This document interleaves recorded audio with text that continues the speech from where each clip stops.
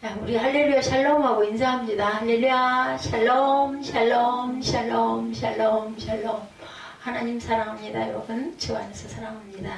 예, 잘하는 말씀이기도 하죠. 예, 옥토가 흔들리는 삭고가 열리는 사건이 일어나죠. 예, 16절부터 34절까지 이거 고통의 땅 빌립보가 기쁨의 땅으로 변한 그런 내용들의 증거예요. 16장 위에 보면 나오죠. 바나바는 마가라는 요한도 데리고 가고자 하나 바울은 밤빌리아에서 자기들을 떠나 함께 일하러 가지 아니한 자를 데리고 가는 것이 옳지 않다 하여 서로 심히 다투고 피차 갈라서니 바나바는 마가를 데리고 배 타고 구브로로 가고 바울은 신라를 택한 후에 형제들에게 주의 은혜의 부탁함을 받고 떠나 수리아와 길리기아로 다니며 교회들을 경고하게 하니라. 이래서 두 군데에서 선교가 이루어지는 그런 역사가 일어납니다. 바나바의 불화로 인한 그와 15장에서 헤어지죠. 바울은 신라와 함께 제2차 선교 여행을 떠나죠. 1차 여행 때 세워진 교회들을 방문해서 믿음을 굳게 하고 또한 새로운 지역에서도 복음을 전하게 됩니다. 성령의 인도하심으로 빌립보에 이른 바울은 그곳에 또 많은 이들을 주께로 돌아오게 하죠. 그래서 디모데를 택해서 데리고 가는 그 사건이 3절에 나와 있죠. 예, 디모데는 루스드로와 이고디온에 있는 형제들에게 칭찬받는 자다. 디모데가 등장을 합니다. 바울이 그를 데리고 떠나고자 할새 그 지역에 있는 유대인으로 말미암아 그를 데려다가 할례를 행하니 이는 그 사람들이 그의 아버지는 헬라인인 줄 알미라. 아버지가 헬라인이에요. 그죠? 예, 어머니가 유대인입니다. 디모데는. 바울은 신라와 함께 주의 은혜를 위하여 부탁함을 받고 수리아와 길리기아로 다녀서 교회들을 굳게 하죠. 그리고 그들은 더베를 거쳐 루스드라에 이르게 됩니다.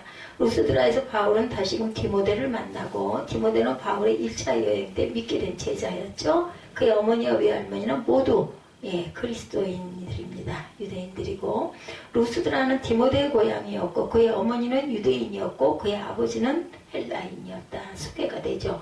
디모데는 루스드라와 이고디온의 형제들에게 칭찬을 받았어요. 믿음이 좋아서. 이러한 좋은 평판 때문에 바울은 디모데를 그의 수종자로 여행에 데려가기를 원하죠. 그런 문제가 있었습니다. 바울의 복음을 받았던 유대인들은 디모데가 유대계 어머니는 두었지만 할례를 받지 않았기 때문에 제한을 꺼려했어요. 그래서 바울은 디모데에게 할례를 행하죠. 4절에 보면 나옵니다. 예, 여러 성으로 다녀갈 때 예루살렘에 있는 사도와 장로들이 작정한 규례를 그에게 주어 지키게 하니 여러 교회가 믿음이 굳건해지고 수가 날마다 더해지느라 말하죠. 예. 할례를 행했다. 3절에 나옵니다. 바울이 그를 데리고 떠나고자 할새 그 지역에 있는 유대인으로 말미암아 그를 데려다가 할례를 행하니 이는 그 사람들이 그의 아버지는 헬라인 줄 다 알미러라. 그래서 할례를 줍니다. 아버지가 헬라인이기 때문에. 그래서 누가는 또 하나의 성장 기록과 함께 사역의 한 부분을 매듭 짓는 것이 이 부분이에요. 여러 교회가 믿음이 더 굳어지고 그 수가 날마다 더했음을 누가는 기록하죠. 5절에 보면 여러 교회가 믿음이 굳건해지고 수가 날마다 늘어가니라 이렇게 말하고 있어요. 디모데에서 로마서 16장 21절에 디모데에 대해서 설명합니다. 나의 동역자 디모데와 나의 친척 누가와 아손과 소시바더가 너희에게 문안하느니라. 예, 이렇게 인사하죠. 예, 바울이 교회의 권위에 대해서 히브리서 13장 17절에 너희를 인도하는 자들에게 순종하고 복종하라. 그들은 너희 영혼을 위하여 경성하기를 자신들이 청산할 자인 것 같이 하느니라. 그들로 하여금 즐거움으로 이것을 하게 하고 근심으로 하게 하지 말아라. 그렇지 않으면 너희에게도 유익이 없다. 마게도냐에서 부르셔요. 9절에 보면 나오죠. 6절부터 보면 성령이 아시아에서 말씀을 전하지 못하게 하시거늘 그들이 부르기아와 갈라디아 땅으로 다녀가 무시아 땅의 앞에 이르러 비두니아로 가고자 애쓰되 예수의 영이 허락하지 않는다. 8절에 무시아를 지나 드로아에 내려갔는데 9절에 밤에 환상이 바울에게 보이니 마게도냐 사람 하나가 서서 그들에게 청하이르되 마게도냐로 건너가서 우리를 도우라 오늘 바울이 그 환상을 보았을 때 우리가 곧 마게도냐로 떠나기를 힘쓰니 이는 하나님이 저 사람들에게 복음을 전하라고 우리를 부르신 줄로 인정함이러라. 우리가 드로아에서 배로 떠나 사모드라게라로 직행하여 이튿날 네아폴리로 가고 지명들이 계속 나오죠. 거기서 빌립보에 이르니 이는 마게도냐 지방의 첫 성이요 또 로마의 식민지라 이 성에서 수기를 요하다가 안식일에 우리가 기도할 곳이 있을까요? 문밖 강가에 나가 거기 앉아 모인 여자들에게 말하는데 두아디라 시에서는 자색 옷감 장사로서 하나님을 섬기는 루디아라는 한 여자가 말을 듣고 있을 때 주께서 그 마음을 열어 바울의 말을 따르게 합니다. 루디아가 이제 빌립보 교회를 세우게 되는 그런 옷감 장사이기도 하고 그 시대에 무역을 하는 여자 상인입니다. 아주 힘이 있겠죠. 많은 사람을 알았을 것이고 15절에 그와 그 집이 다 세례를 받고 우리에게 청하여 이르되 만일 나를 주 믿는 자로 알거든 내 집에 들어와 유하라고 강권하여 머물게 아니라서 바울 일행이 거기서 머물죠. 16절에 우리가 기도하는 곳에 가다가 점치는 귀신 들린 여종 하나를 만나니 점으로 그 주인에게 큰 유익 주는 자라. 여기서부터 오늘 본문이 시작이 되고 있습니다. 쭉 더듬어 좀 잠깐 살펴보고 갑니다. 교회의 권위 너희를 인도하는 자들에게 순종하고 복종하라 이렇게 말하죠. 마게도니아로 부르시는 부분이 9절에 나왔어요. 성령께서 바울의 선교단을 인도하시죠. 불교와 갈라디아 땅만 2년 전 바울과 바나바가 복음을 전했던 비시디아 안디옥과 이고니온 시가 있는 지역이기도 합니다. 바울의 계획은 아시아를 통해 서쪽으로 여행을 계속해서 가려고 하는데 에베소로 가려고 했던 것으로 보이는데 에베소가 그 주변 지역을 복음화하기 위한 그런 기지로서 지니고 있는 전략상의 중요성을 바울이 아주 지형을 잘 알았던 것 같아요. 바울이. 그러나 이때 성령께서 바울과 실라와 디모데가 아시아 지역으로 들어가는 것을 막으셨어요. 결국 그들은 발길을 돌려 북쪽 산맥으로 넘어갑니다. 소아시아 서북부는 로마의 속주 지르니아가 있었어요. 그러나 그들은 다시 계획을 실행할 수가 없었습니다. 예수의 영이 성령이 계획을 허락하지 아니하셨다. 7절에 말씀하고 있죠. 이제 남은 길은 해안으로 가는 길뿐이었어요. 그들은 무시아를 지나 드로아에 이릅니다. 8절에 보이면 그들이 그곳에 이르자 비로소 성령께서 적극적으로 인도하십니다. 바울은 밤에 꿈에서 마게도냐 사람이 그리로 건너와 자기들을 도와달라 하는 환상을 보게 되죠. 바울은 동료들에게 그 일을 전합니다. 10절에 나와 있어요. 10절에 보면은 바울이 환상을 보았을 때 우리가 곧 마게도냐로 떠나기를 힘쓰니 이는 하나님의 저 사람들에게 복음을 전하라고 우리를 부르신 줄 인정합니다. 그들이 그곳에 이르자 비로소 성령께서 적극적으로 인정해서 동료들의 그 일을 전하게 되죠. 우리라는 표현이 쓰는 것으로 봐서 누가도 그들과 동행한 누가가 썼어요. 사도행전은 그죠? 우리가 곧 마게도냐로 떠나기를 힘쓰니 10절에 보면 말씀합니다. 성령의 사역이 로마서 8장 14절에도 무릇 하나님의 영으로 인도함을 받은 사람은 곧 하나님의 아들이라. 순종의 신뢰가 사도행전 26장 19절에 아그리빠 왕이여 그러므로 하늘에서 보이신 것을 내가 거스르지 아니하였다 이렇게 얘기합니다. 마게도니아 빌립보에 다다르게 되죠. 거기에 루디아의 개종이 일어납니다.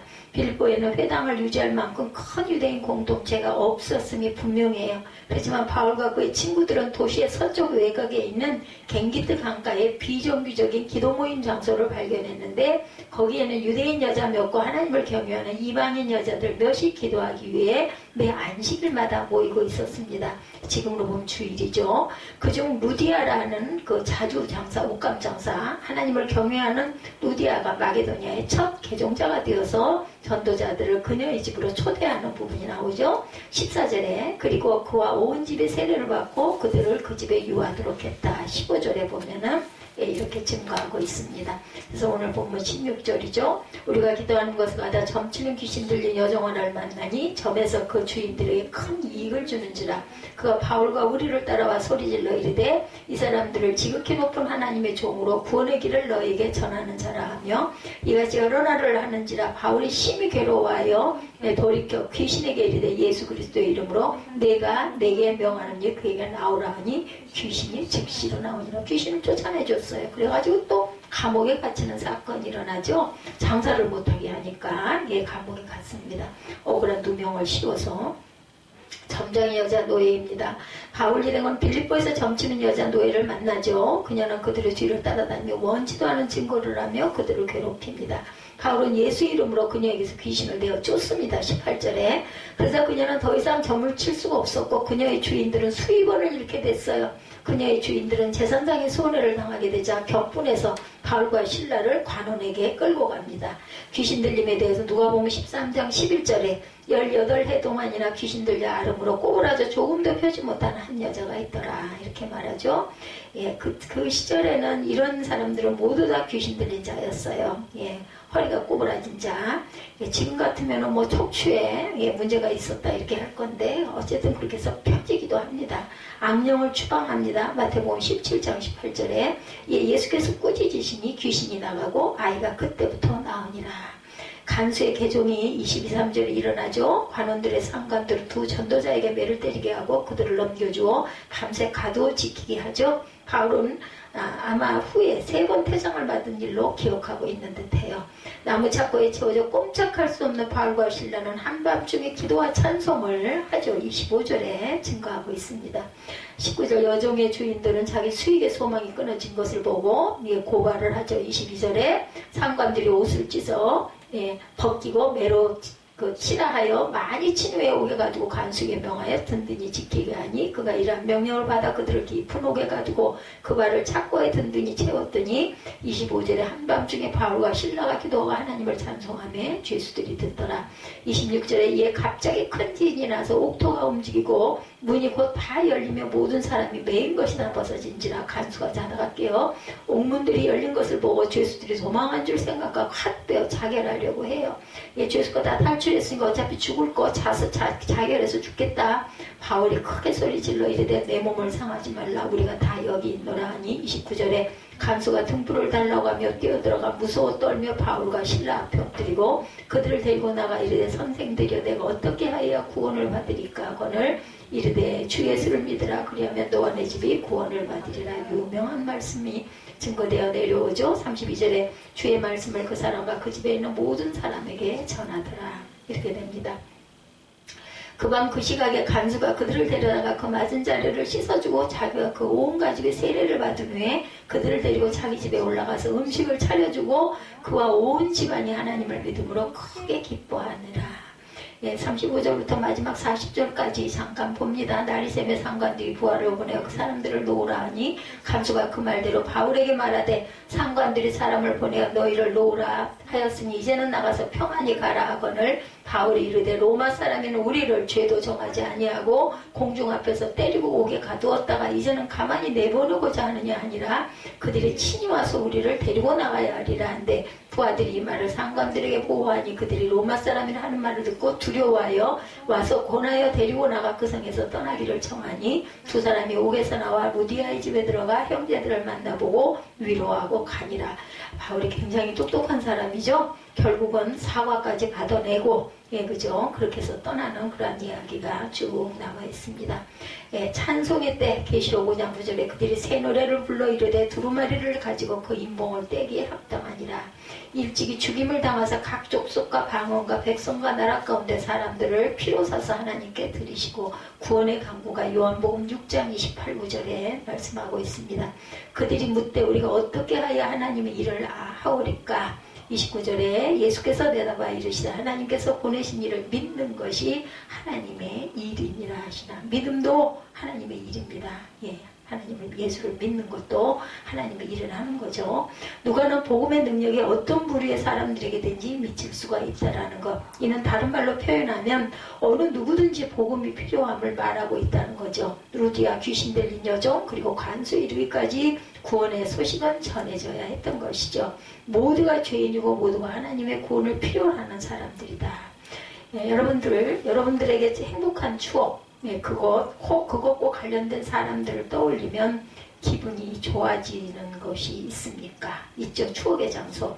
어떤 사람들에겐 자신이 태어나신 자신의 고향일 수도 있고 어떤 사람에게는 다니던 모교일 수도 있고 어떤 사람에게는 학생 때 자주 갔던 헌책방 같은 그런 장소들이 아마 있을 거예요.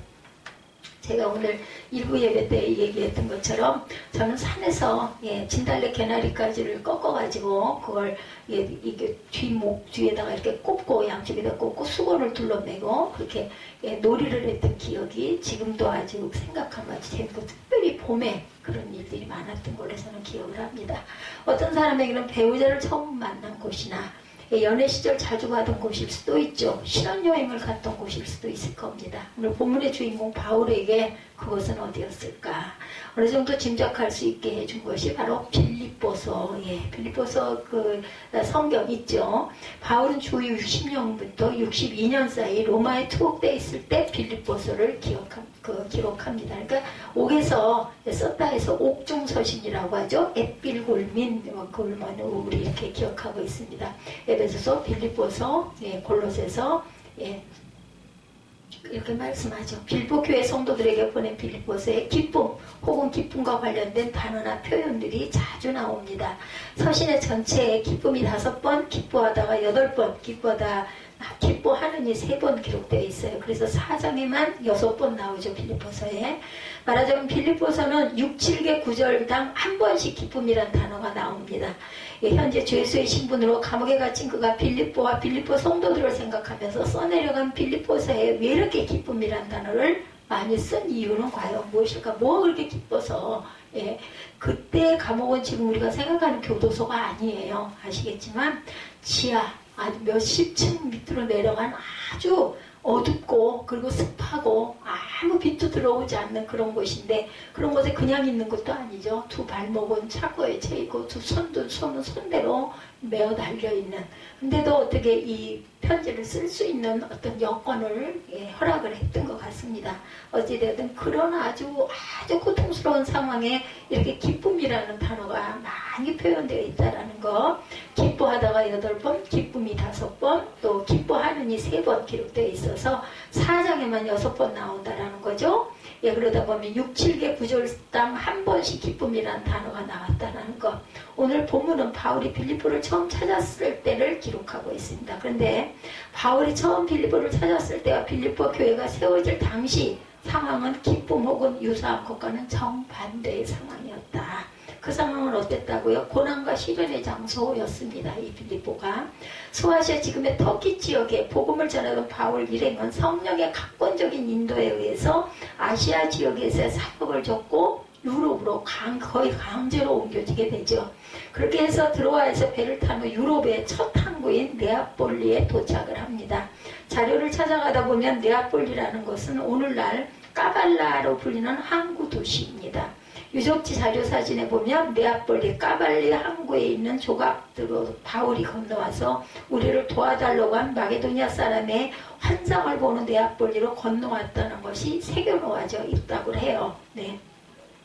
꿈에 본 환상의 도시를 바울은 직접 찾아간 것이에요. 바울의 대단한 열정과 순종입니다.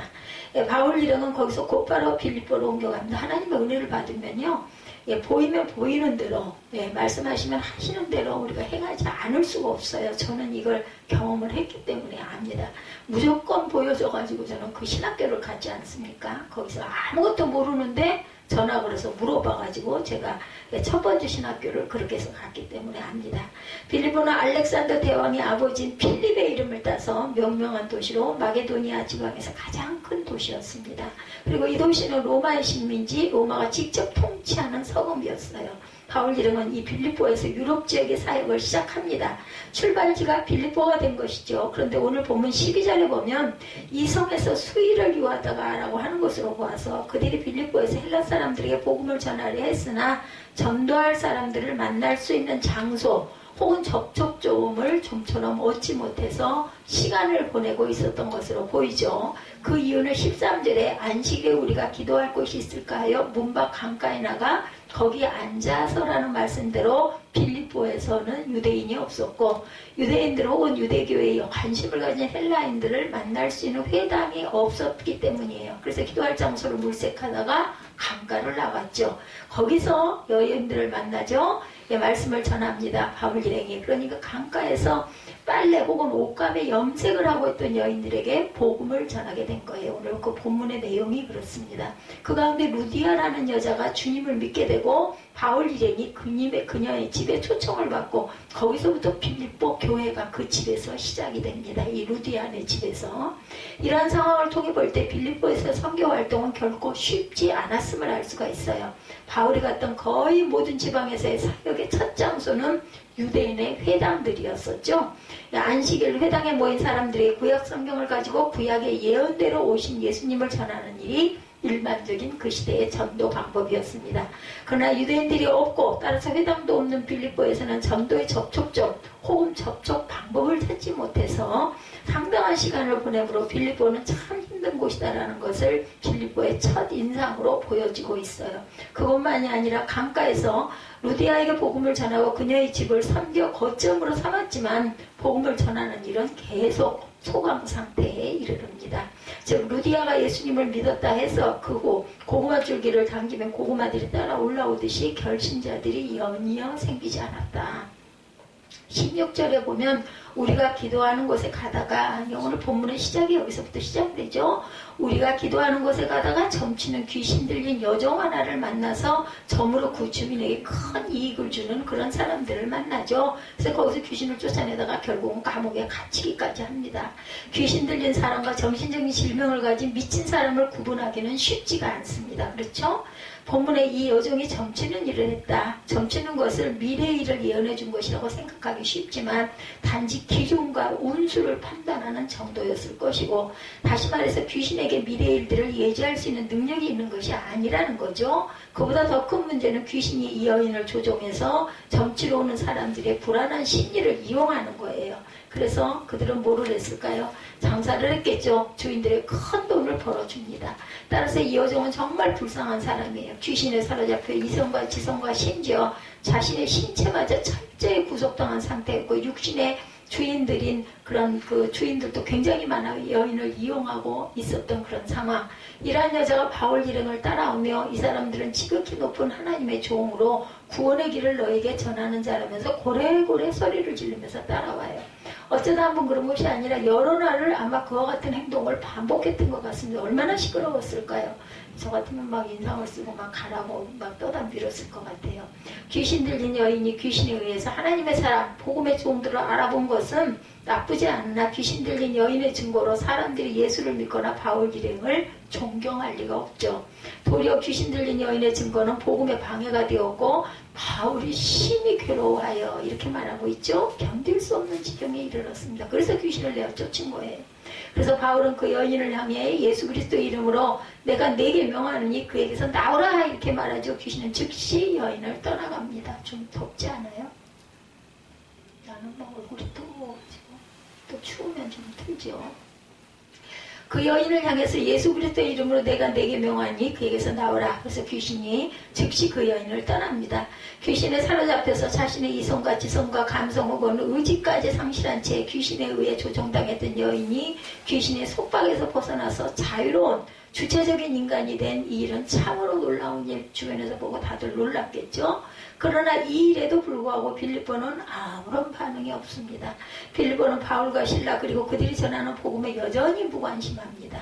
도리어 자신들의 돈줄인 점치는 여인의 신통력이 없어졌다고 해서 그녀의 주인들이 바울과 실라를 붙잡아 관리들에게 넘기죠. 그리고 말하기를 이 사람들이 유대인인데 우리 성을 심히 요란하게 하여 로마 사람인 우리가 받지도 못하고 행하지도 못할 풍속을 전한다. 20절 21절에 고발을 하죠. 바울 일행이 그렇게 외쳐도 빌립보 사람들은 반응이 없었어요. 그런 사람들이 바울 일행이 빌립보를 요란하게 만들었다. 빌립보의 미풍 양속을 해친다고 고발하는 그것에는 곧바로 반응을 보입니다. 고소자들이 고소 때문에 흥분한 수많은 빌립보인들이 관야에 모여 바울 일행을 정죄했고, 이것을 본 관리들은 바울 일행의 옷을 찢어 벗기고 심히 매로 칩니다. 23절에 많이 친 후에라는 말은 그들이 심하게 몽둥이 찜질을 당했고 심하게 채찍질을 당했다는 거죠. 몽둥이로 메타적을 하고 채찍으로 온몸이 난자당하듯 죽도록 얻어맞았어요. 예, 그 자료 사진들이 많이 나와 있는데 보면 매질과 채찍질을 당하신 예수님의 모습과 똑같았다라고 하죠. 매질 채찍질을 당한 예수님의 얼굴, 사진은 폭행을 당한 어린애의 몸이 이렇게 드러나 있습니다.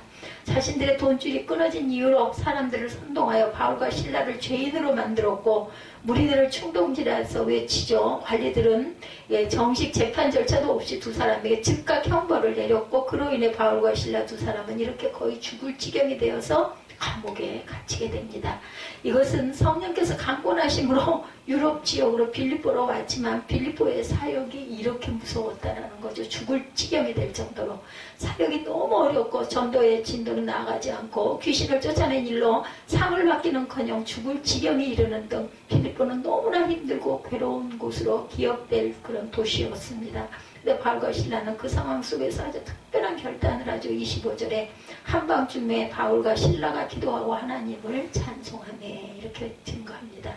가장 힘든 시간, 가장 어둡고 깊은 곳, 그리고 가장 고통스러운 상황 속에서 바울과 실라는 특별한 결단을 이렇게 결단하기가 저는 이렇게 읽지만 얼마나 힘들었겠습니까? 얼마나 아팠겠습니까?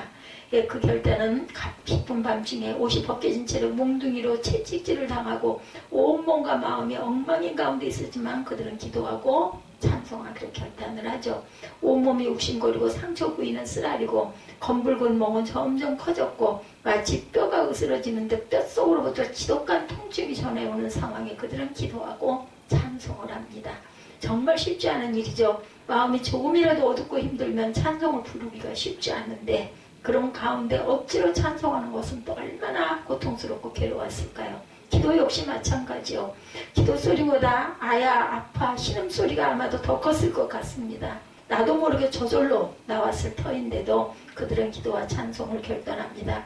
빌립보서의 전도가 너무너무 힘들고 누디아나는 첫 열매 그 결신자 그 이후에는 아무도 없고 귀신을 쫓아낸 일로 이렇게 죽도록 얻어 터지고 감옥에 갇히는 처지에 이르렀을지라도 기도하고 찬송하라 하신 말씀에 순종하기로 결단하고 실천에 옮겼다라는 것. 그들이 그렇게 했을 때 기적이 일어나죠. 두 가지의 결과.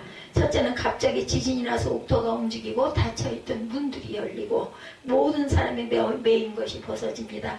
일반적으로 지진 현상이 거의 없는 빌립보, 거기다가 지하 감옥이기 때문에 더더욱 지진의 영향이 적을 수밖에 없는 곳임에도 불구하고 상당히 큰 지진이 일어나 모든 문들과 질서로 묶고 있던 것들이 해제되어 버린 것이죠. 기도할 수도 없고 찬송할 수도 없을 때 일이 잘 풀리지 않고 일의 결과가 열매가 거의 없거나 적을 때 선행의 열매가 최악일 때 주님의 말씀에 순종하여 기도와 찬송으로 결단하고 순종하면 하나님의 역사가 일어난다라는 거죠. 즉 기뻐할 수 없는 상황에서도 기도하고 찬송하면 기쁨이라는 열매가 맺힌다는 것입니다. 그리고 그 기쁨은 바울과 실라 두 사람에게만 국한된 것이 아닙니다. 모든 사람의 매인 것이 다 벗어진지라. 말씀처럼 모든 사람을 결박하고 구속하고 장악하고 있던 것들이 풀리는 역사가 기도와 찬송 때 일어난다라는 것. 우리나라 교회사에 다음과 같은 기록이 있습니다. 1세기 전 황해도 봉산군 당포에 교회가 세워졌는데 그 교회에는 신실한 노부부가 있었다고 하네요. 그들에게는 자식이 없었기 때문에 교회 젊은 남녀들이 모두 어머니 아버지라고 불렀고 또한 교인들이 노부부 일을 도와주었기 때문에 그들은 행복한 나날들을 보내고 있었다고 그래요. 어느 여름 부부가 밭에서 김을 메고 있는데 한 소년이 헐레벌떡 달려와서 할머니네 집에 불이 났어요 하고 소리를 지르더랍니다. 그 말을 들은 주변에 있던 동네 안악들이 자기 집에 불이라도 난 듯 불을 끄려고 달려갑니다. 그런데 정작 할머니는 달려가지 않고 그 자리에 무릎을 꿇고 기도하기 시작합니다. 하나님께서 이때껏 잘 먹여주시고 잘 입혀주시고 잘 살게 해주셨으니 집이 불에 다 탄다 해도 하나님께서 돌봐주시겠죠? 그렇죠, 주님. 그래서 그 즉시 놀라운 일이 일어납니다. 갑자기 강풍이 불더니 노부부의 집에 불붙은 이역만 똘똘 말아서 집 앞 개울물로 그대로 던져져 버리는 기적이 일어났어요. 기적이 일어난 거죠. 그 광경을 본 사람들은 모두 다 깜짝 놀라고 맙니다. 그 일이 있은 후 할머니의 별명은 기적의 할머니가 되었다고 하네요. 여러분이 기도할 수 없고 찬송할 수 없을 때, 기뻐할 수 없을 때 그럼에도 불구하고 기도하고 찬송하고 기뻐하면 이와 같은 놀라운 일들이 여러분들에게 일어난다는 것을 믿으시기 바랍니다. 이 세상에 가장 강력한 무기는 돈이나 군사적인 힘이 아니라 기도와 찬양이라는 거 오늘 사도행전 16장을 통해서 증거합니다. 육신의 고난과 질병을 만났을 때, 억울한 일을 당했을 때, 감당할 수 없는 상처를 받았을 때 슬퍼하거나 원망하거나 좌절하지 마십시다. 여러분이 그 상황에서 걱정한다고 해서 슬퍼하거나 누군가를 원망한다고 해서 변하는 것은 아무것도 없죠. 그러나 그런 환경을 원망하고 불평하기보다 기도하면 기도라는 전선으로 흐르는 은혜의 전류가 여러분들에게 먼저 임할 것입니다. 바울과 실라가 한밤중 감옥에서 기도하고 찬송했을 때 일어난 두 번째 결과가 있었죠. 지진으로 인하여 감옥 문이 열리고 모든 사람을 묶고 있던 게 이 사람들뿐만이 아니라 감옥에 꽂혔던 모든 사람들을 묶고 있던 것이 해제돼서 깜짝 놀란 것은 간수였어요. 얼마나 놀랬겠어요.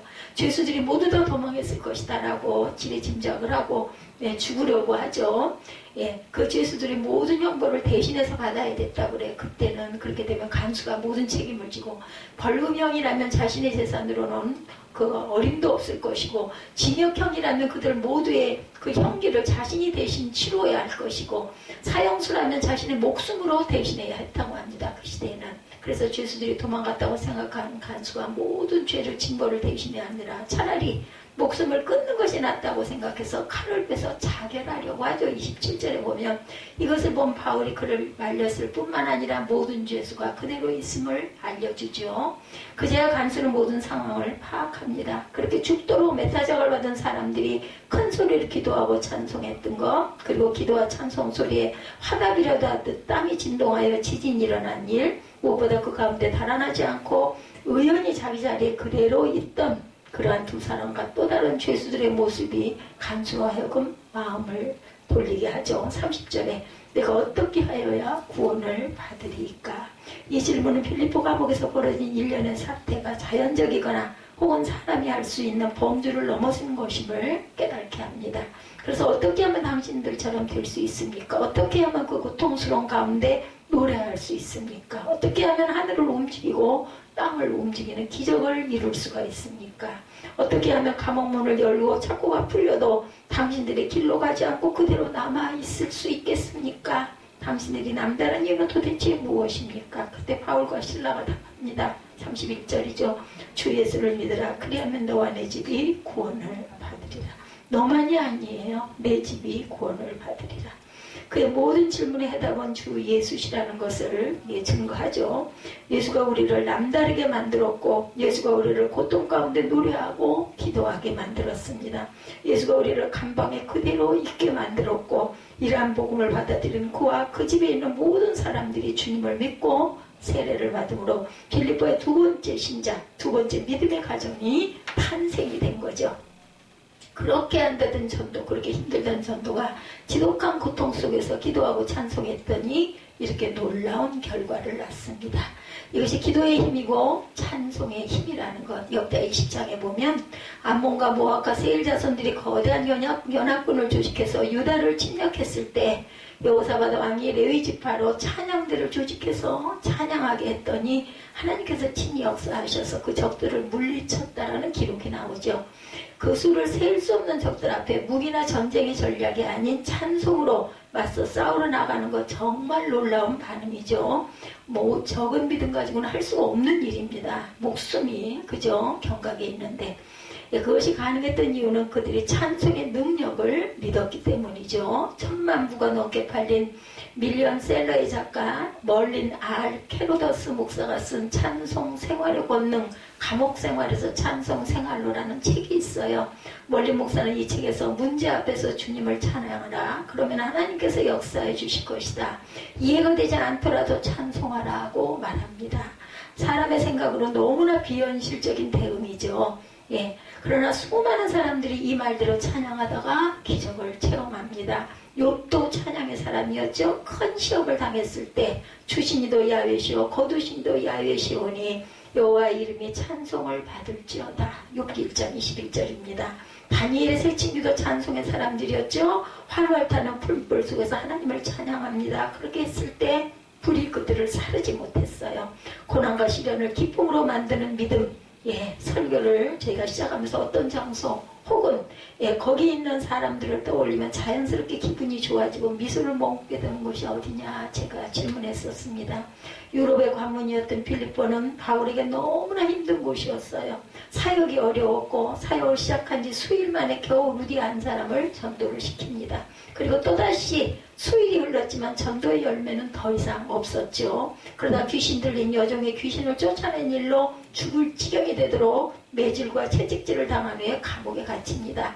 빌립보는 생각만 해도 가고 싶지 않은 끔찍한 곳이었을 거예요. 만약 여기까지 빌립보 사역이 결론이었다면 바울 사도는 빌립보서에 그렇게 자주 기쁨을 말하지 못했을 것입니다. 그러나 그가 하나님께 기도하고 찬송했을 때, 즉 그 고통의 상황에서 기뻐함으로 결단했을 때 하나님의 역사가 일어났어요. 놀라웠죠. 그들이 이율배반하니 상황배반적인 모습에 마치 땅에 놀란 것처럼 진동하죠. 그리고 그 모습에 놀란 간수와 그의 가족이 주님을 믿게 됩니다. 이 열매를 맺히기 위해서 이렇게 고난과 아픔을 당했다는 거죠. 바로 이것으로 말미암아 고통의 땅인 빌립보는 은혜의 땅, 축복의 땅으로 바뀌었습니다. 여러분이 평안할 때 부르는 노래, 어려움과 걱정과 근심과 고통과 환난이 없을 때 드리는 기도, 좋은 일이 있어 기뻐하는 것을 하나님도 기뻐하시고 좋아하십니다. 하나님의 백성이고 자녀된 여러분이 부르는 노래와 기도와 기쁨을 하나님께서 무시하실 리가 없죠. 그러나 그보다 더 하나님의 역사를 부르고 자연과 사람까지 움직일 수 있는 것은 편안하지 못한 상황에서 부르는 노래, 어려움과 걱정과 근심과 고통과 환난 가운데 부르짖는 기도, 괴롭고 아프고 외로운 가운데 기뻐하는 것, 바로 그것을 통해서 하나님의 역사가 일어난다는 것을 기억하시기 바랍니다. 쉽지 않은 결단입니다. 노래할 수 있을 때 부르는 노래, 기도할 수 있을 때 올리는 기도, 기쁜 일이 있을 때 기뻐하는 것은 사람들의 주목을 끌지 못합니다. 그러나 기뻐할 수 없는 상황, 기도하기 어려운 처지, 찬송하기 힘든 여건 속에서 기뻐하고 찬송하고 기도할 때 하나님은 기적의 역사를 일으켜 주시죠. 그럴 때 사람들은 여러분을 주목하고 여러분의 말에 귀를 기울일 것입니다. 그러므로 어떤 상황에서든지 노래하시기 바랍니다. 어떤 상황에서든지 기도하시기 바랍니다. 그래서 하나님을 감동시키고 사람을 움직이고 자연을 움직이는 저와 여러분이 되시기를 주님의 이름으로 축복합니다.